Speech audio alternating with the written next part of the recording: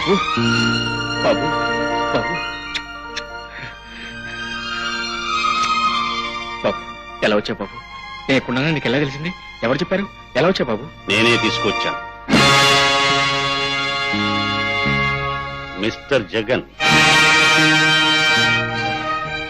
నా ముందు కన్న కొడుకుగా నటించగలవు గాని నీ కన్న కొడుకు ముందు కన్న తండ్రి కానట్టు నటించగలవా? That's right.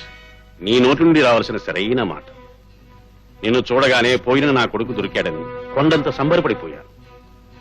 కాని 30 ఏళ్లు పెరిగిన బిడ్డ స్థానంలో ఏ వ్యక్తి అయినా వచ్చి ఉండాలంటే 3-4 రోజుల కంటే ఎక్కువ ఉండలేడు జగన్. ఉన్నా కన్న తండ్రి నమ్మడు. దేశం కోసం నీ ప్రాణాలను అంకితం చేయాలనుకున్నావు. దేశానికి రక్షణ కల్పించడానికి నువ్వు వెళ్ళావు. నీ భార్యా బిడ్డలకు మాత్రం ప్రభుత్వం రక్షణ కల్పించలేకపోయింది. దానికి తట్టుకోలేకపోయావు, ఆవేశపడ్డావు, వ్యవస్థ మీద తిరుగుబాటు చేశావు. ఉరిశిక్ష విధించారు, తప్పించుకుని వచ్చావు. ఇవన్నీ నాకు తెలుసును కానీ నాకు తెలియంది మాత్రం ఒక్కటి. నా మీద ఎందుకు ప్రతీకారం తీర్చుకోవాలనుకుంటున్నావు? నాకు మిగిలిన ఈ కొద్ది రోజుల్లో సంఘంలో ఉన్న కుళ్ళుని ఎత్తిపారే. ఆ కుళ్ళు నా దగ్గరే ఉందని నీకెవరు చెప్పారు? మారుతి అనుకున్నాను. అతనే దీనికి సమర్థం. ఏం చేయమన్నాడు? చంపమన్నాడు. అతను చంపమన్నాడు, నువ్వు చంపడానికి వచ్చావు. కేవలం అతని మాటలు నమ్మేగా. నమ్మించాడు. చూడు జగన్, దొంగతనం జరిగింది అంటే ఆ దొంగతనం చేసిన వాడు ఎవడో చేశాడని చెప్తాడు తప్ప తను చేశానని చెప్తాడా?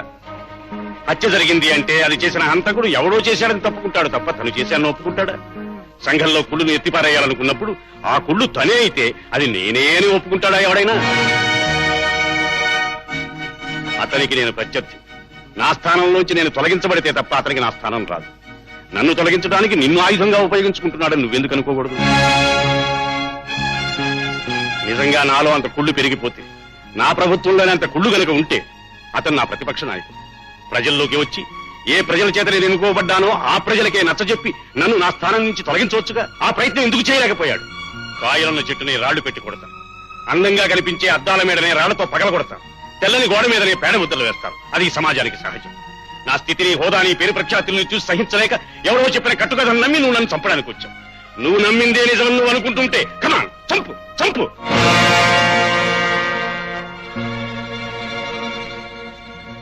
ఒక్క మాట అడుగుతా, నీ భార్య జీవితాన్ని నాశనం చేసింది నేను అని అతను చెప్పాడా లేదా? చెప్పాడు. ముఖ్యమంత్రిగా నిజమేమిటో నాకు తెలుసు. అది తెలిసి కూడా ఎందుకు చర్య తీసుకోలేదు అనుకోవచ్చు.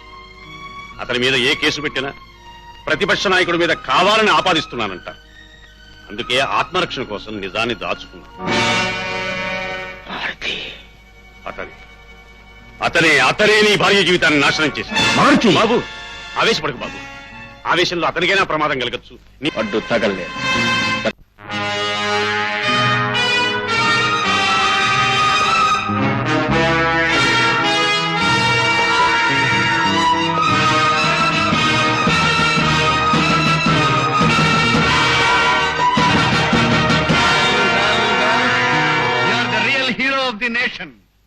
బూజు పట్టిన దేశానికి బూజు దులపడానికి పుట్టిన మరో కథానాయకుడివి.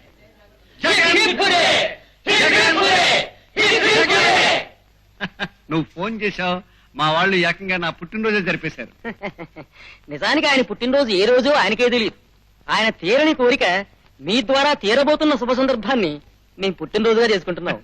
బాబు, చివరిసారిగా పోయిన ముఖ్యమంత్రి గారిని ఒక్కసారి చూసుకుందామా? అగో ఆ కార్యక్రమం తర్వాత బాబు, వీరంతా నా కాబోయే మంత్రివర్గం. వీరు పెంట గంటయ్య గారు, నా మంత్రివర్గంలో ఫైనాన్స్ మినిస్టర్. వీరు గడ్డి గోవిందయ్య గారు, వ్యవసాయ శాఖ మంత్రులు అవుతారు. వీరు పులుసు దైవాధీనం గారు, దేవాదాయ ధర్మాదాయ శాఖ మంత్రులు అవుతారు. వారు కోనేరు పరబ్రహ్మం గారు, నీటిపారుదల విద్యుత్ శాఖ. మిగతా వాళ్ళంతా నా అంచర్లు, నా ప్రాణానికి ప్రాణం, నేనంటే ప్రాణం ఇస్తారు. ఇగో వీరు నా పర్సనల్ సెక్రటరీ అవుతారు. నమస్కారం. పోయిన ముఖ్యమంత్రి గారిని ఒక్కసారి చూసుకుందామా? శ్రీనోర్మయ్, ఆ కార్యక్రమం తర్వాత వెళ్ళు. చూడండి, ఒక 5 నిమిషాలు మీ మంత్రివర్గంతో మాట్లాడాలి. మిగిలిన వాళ్ళంతా బయట పంపిస్తారా? అలాగే వెళ్ళండియా, వెళ్ళండియా. నువ్వు వెళ్ళవయ్యా. డోర్ బోల్ చేసిరండి ప్లీజ్.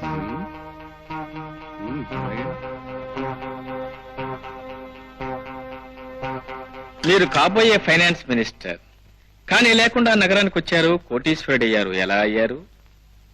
దొంగ నోట్లు మీ పరిశ్రమ, స్మగ్లింగ్ మీ వ్యాపారం. అరే ఎలా తెలుసు? తెలుసు తెలుసు. కంగ్రాచులేషన్. మీకు స్వపర భేదాలు లేవు. ప్రభుత్వ భూములన్నీ మీవే.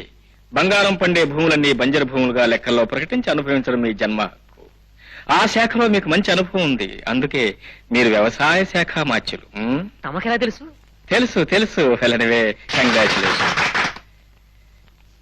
దేవుడు లేడనేది మీ నమ్మకం, కానీ దేవుడి మీద వ్యాపారం చేస్తూ బ్రతకటం మీ సిద్ధాంతం. అందుకే మీరు దేవాదాయ శాఖ మాచ్యులు. జాతకం చెప్పేస్తున్నారే. ఇంకా చెప్తాను. కంగ్రాచులేషన్. కాలువగట్టు తగువుల్లో ఆల్రెడీ 6 చంపారు. కాలువల మీద మీకు మంచి కంట్రోల్ ఉంది. అందుకే నీటిపారుదల శాఖ మీకు సరైన శాఖ. కంగ్రాచులేషన్స్. అవును, ఈ 4 శాఖలతోనే మీ రాజ్యాంగం అంతా నడుస్తుందా? ప్రస్తుతానికి మిగతా శాఖలన్నీ నా చేతుల్లో ఉంటాయి. ఆ తర్వాత మా అందరి బంధువర్గం ఉంది. ఆ పైన నువ్వున్నావు. నేనా? మరి నాకేం శాఖ లా ఇస్తారా? And order. Very good. Hearty congratulation. సరైన శాఖ లా అండ్ ఆర్డర్. గుడ్. నాకు సరైన శాఖ లా అండ్ ఆర్డర్. కాకపోతే నాకు ఒక అనుమానం. మీరందరూ కలిసి నా చేత ఈ ముఖ్యమంత్రి గారిని చంపించినట్టు రేపు మిమ్మల్ని వీళ్ళంతా కలిసి చంపిస్తారనే నమ్మకం ఏమిటి? నోనో, నేనంటే వీళ్ళకి ప్రాణం. నో, నాకు నమ్మకం లేదు. Very good. అయితే నాదొక పరీక్ష. అందరూ దూరంగా వెళ్ళి నుంచోండి. కమా, ఇటు తిరగండి. కళ్ళు మూసుకోండి. నేను చెప్పే వరకు తెరవకూడదు. మీరు కూడా.